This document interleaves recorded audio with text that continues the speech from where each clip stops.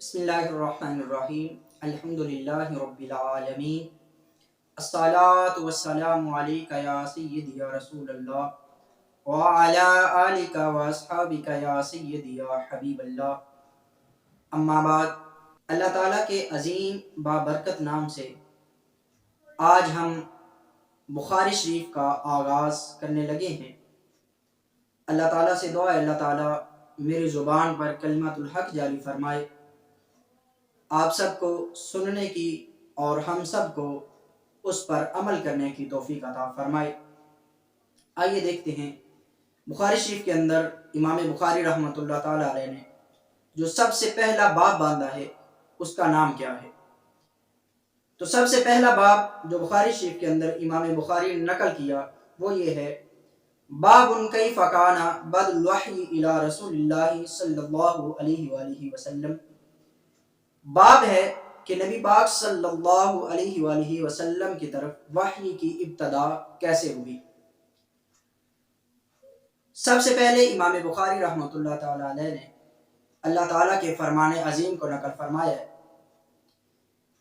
اور اس کے نقل کرنے کی ایک وجہ یہ ہے کہ کفار نبی کریم صلی اللہ علیہ وآلہ وسلم پر جو اعتراض کرتے تھے کہ معاذ اللہ محمد بن عبداللہ اپنے پاس سے باتیں گھڑ کے لاتے ہیں، تو اللہ رب العزت نے اپنے محبوب کی طرف سے خود جواب ارشاد فرمایا جس کو امام بخاری نے بخاری کے اندر نقل کیا ہے. وہ یہ ہے: انا اوحینا الیک کما اوحینا الی نوح. بے شک ہم نے آپ کی طرف وحی کی جس طرح کہ ہم نے وحی کی جناب نوح علیہ السلام کی طرف. تو اس سے کفار کا رد ہو گیا جو یہ کہتے تھے کہ معاذ اللہ محمد بن عبداللہ وہ اپنے پاس سے باتیں گھڑ کے لاتے ہیں. آئیے آپ دیکھتے ہیں کہ بخاری شریف کے اندر امام بخاری رحمۃ اللہ تعالی علیہ نے جو سب سے پہلی حدیث نقل کی ہے وہ کون سی حدیث ہے. تو سب سے پہلی حدیث مبارکہ جو امام بخاری نے نقل کی ہے وہ جناب سیدنا عمر بن خطاب رضی اللہ تعالی عنہ سے مروی ہے. آپ فرماتے ہیں: سمیعت رسول اللہ صلی اللہ علیہ وآلہ وسلم یقول انما الاعمال بالنیات. جناب سیدنا عمر بن خطاب رضی اللہ تعالیٰ عنہ بیان فرماتے ہیں کہ نبی کریم صلی اللہ علیہ وآلہ وسلم کو میں نے فرماتے ہوئے سنا کہ بے شک اعمال کا دار و مدار نیتوں پر ہے. اور آگے حضور نے فرمایا: وَإِنَّمَا لِإِمْرٍ مَّا نَوَىٰ. اور ہر شخص کے لیے وہی ہے جس کی اس نے نیت کی. فَمَنْ كَانَتْ هِجْرَتُهُ إِلَىٰ دُنْيَا يُصِيبُهَا. جس نے ہجرت کی دنیا کی طرف تاکہ اس کو حاصل کر لے، او الی امرأۃ ینکحها. یا جس نے ہجرت کی کسی عورت کی طرف، ینکحها کہ وہ اس سے نکاح کرے، فہجرتہ الی ما ہاجر الیہ. تو اس کی ہجرت اسی کی طرف ہوگی جس کی طرف اس نے ہجرت کی. اس میں امام بخاری رحمۃ اللہ تعالی علیہ نبی کریم صلی اللہ علیہ وآلہ وسلم کے فرمان ذیشان سے یہ بیان کرنا چاہتے ہیں کہ حضور نے فرمایا کہ ہر عمل کا ثواب جو ملے گا وہ نیت پر ملے گا. اگر نیت اچھی ہوگی تو ثواب ملے گا، اور اگر نیت بری ہوگی تو ثواب نہیں دیا جائے گا. مثال کے طور پر اگر کسی شخص نے روزے رکھے اور نیت یہ کی کہ مجھے لوگ دیکھیں گے کہ میں روزے دار ہوں، اگر میں دن بھر کھاؤں پیوں گا تو لوگ کہیں گے کہ یہ تو روزہ ہی نہیں رکھتا، اور اگر میں روزہ رکھ لوں گا تو لوگ مجھے روزہ دار کہیں گے. تو اس کا روزہ تو ہو جائے گا لیکن اس کو ثواب نہیں ملے گا. اور اگر کسی نے روزہ رکھا محض اللہ کی رضا کے لیے، اللہ کی رضا حاصل کرنے کے لیے روزہ رکھا، تو اس کو ثواب بھی دیا جائے گا اور اس کو اللہ رب العزت کی رضا بھی حاصل ہوگی. تو اس سے ہمیں پتہ چلا کہ جو بھی عمل کیا جائے وہ خالصتاً اللہ کی رضا کے لیے ہونا چاہیے. آئیے دیکھتے ہیں دوسری احادیث مبارکہ جو امام بخاری نے روایت کی ہے.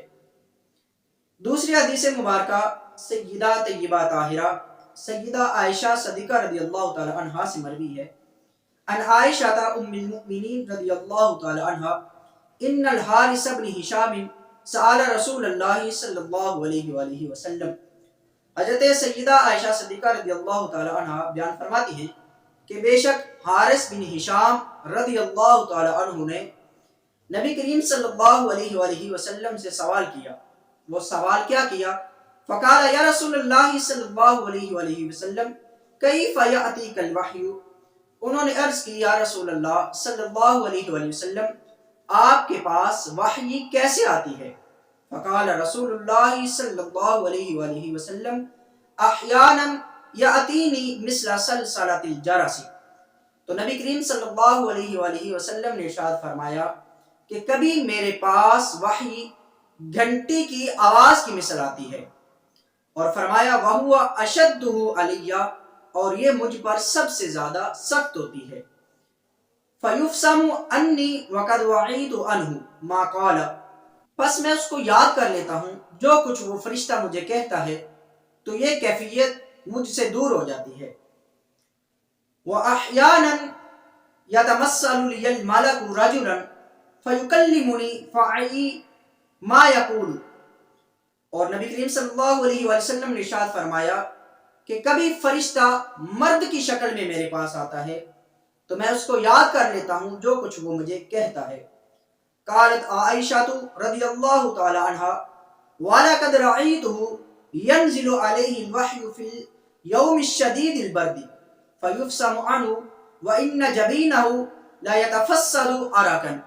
حضرت سیدہ عائشہ صدیقہ رضی اللہ تعالی عنہ بیان فرماتی ہیں کہ میں نے نبی کریم صلی اللہ علیہ وآلہ وسلم کو شدید سردی کے دن میں دیکھا، جب آپ پر وحی کا اختتام ہو رہا تھا تو نبی کریم صلی اللہ علیہ وآلہ وسلم کی جبین اقدس پسینہ پسینہ تھی۔ اس میں امام بخاری رحمۃ اللہ تعالی علیہ نے نبی کریم صلی اللہ علیہ وآلہ وسلم پر نازل ہونے والی وحی کی کیفیت کو بیان کیا ہے کہ نبی کریم صلی اللہ علیہ وآلہ وسلم پر وحی کیسے نازل ہوتی تھی، اور آپ کریم آقا صلی اللہ علیہ وآلہ وسلم کی کیفیت مبارک اس وقت کیا ہوتی تھی۔